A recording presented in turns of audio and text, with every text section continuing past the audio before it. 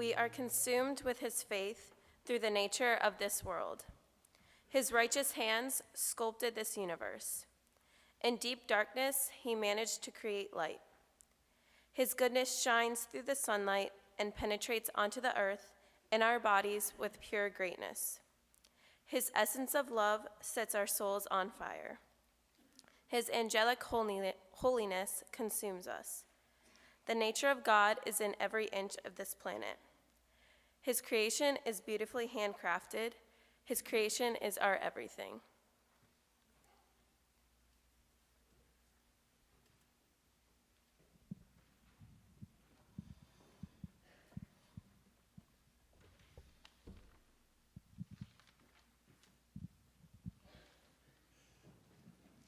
We're going to speak the words of the song before we sing it so that you will get the beauty of the poetry in this song. It's called Hymn of Promise by Natalie Sleeth. In the bulb, there is a flower. In the seed, an apple tree. In cocoons, a hidden promise. Butterflies will soon be free. In the snow and cold of winter, there's a spring that waits to be, unrevealed until its season, something God alone can see. There's a song in every silence, seeking word and melody. There's a dawn in every darkness, bringing hope to you and me. From the past will come the future, what it holds, a mystery. Unrevealed until its season, something God alone can see. In the end is our beginning, in our time infinity. In our doubt there is believing, in our life eternity. In our death a resurrection, at the last a victory. Unrevealed until its season, something God alone can see. Unrevealed until its season, something God alone can see, something yet unknown which God alone can see.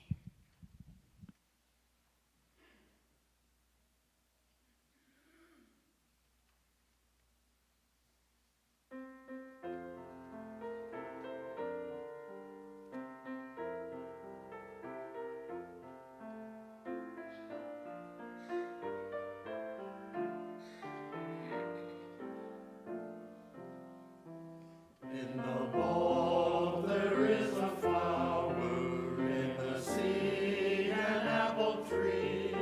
In cocoons a hidden promise, butterflies will soon be free. In the cold and snow of winter, there's a spring that waits to be. Unrevealed until its season, something God alone can see.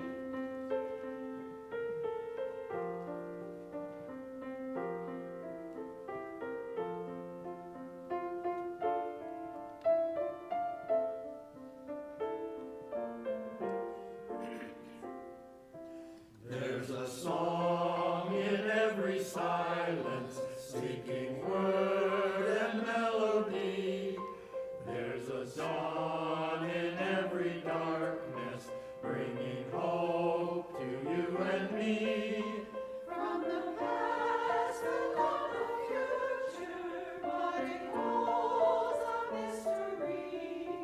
Unrevealed until its season, something God alone can see.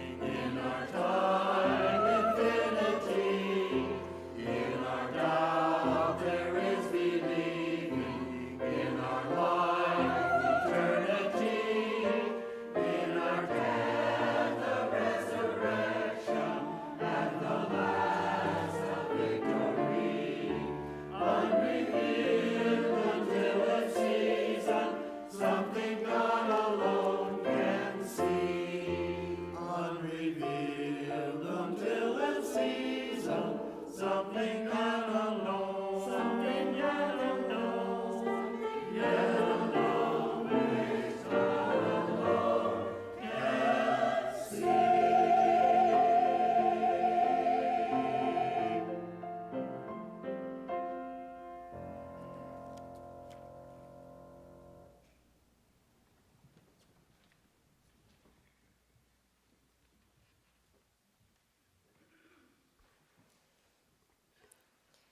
Today's first reading comes from the book of Psalms, chapter 18, verse 30.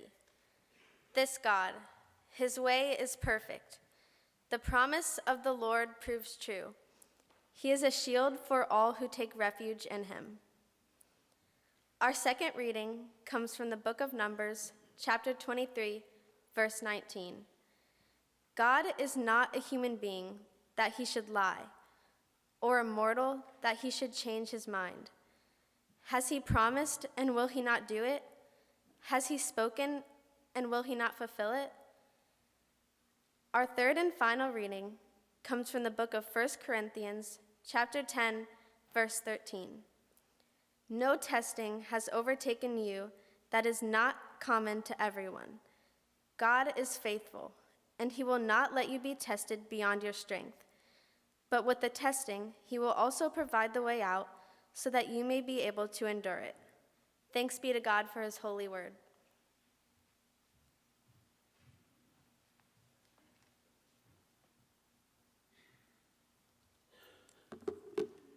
Good morning.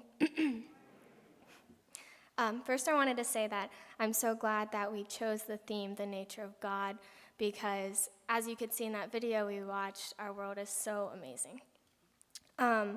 I wanted to share a verse with you guys this morning. It's Revelation 4:11, and it says, "Worthy are you, our Lord and God, to receive glory and honor and power, for you created all things, and by your will they existed and were created."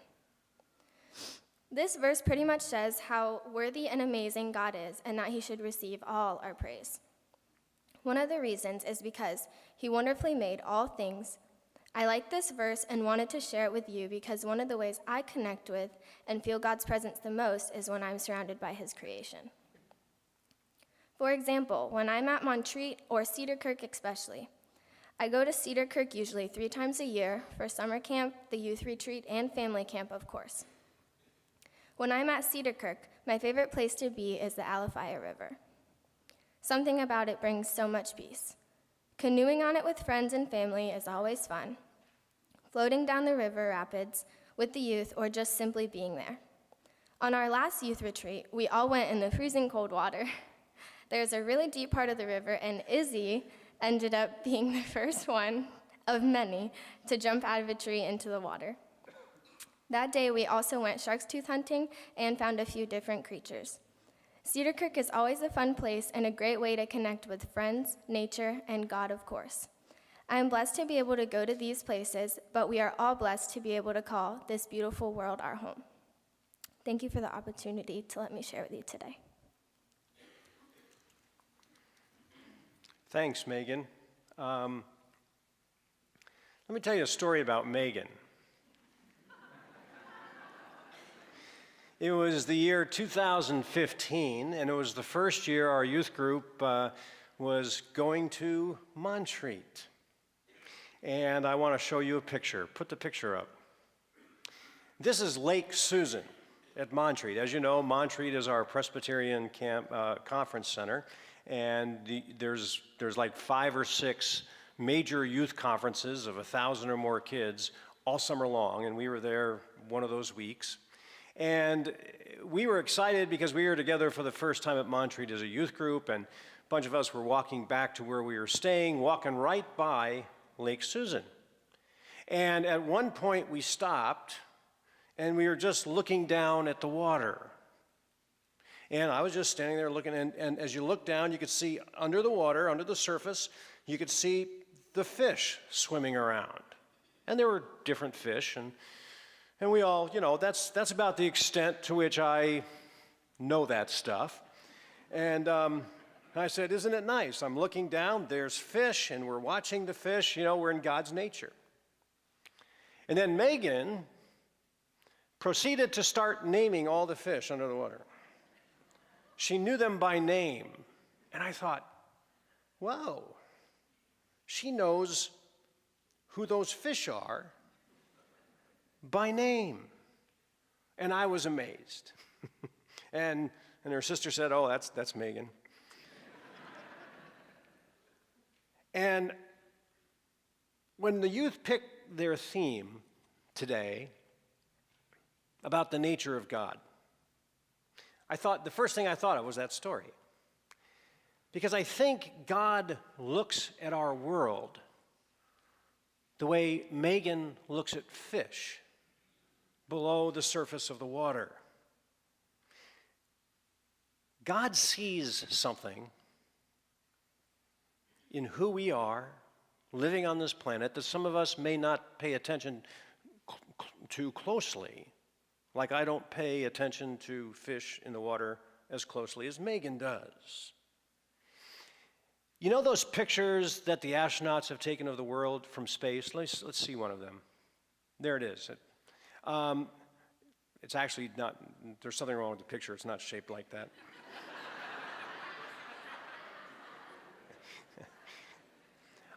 But you get the gist, right?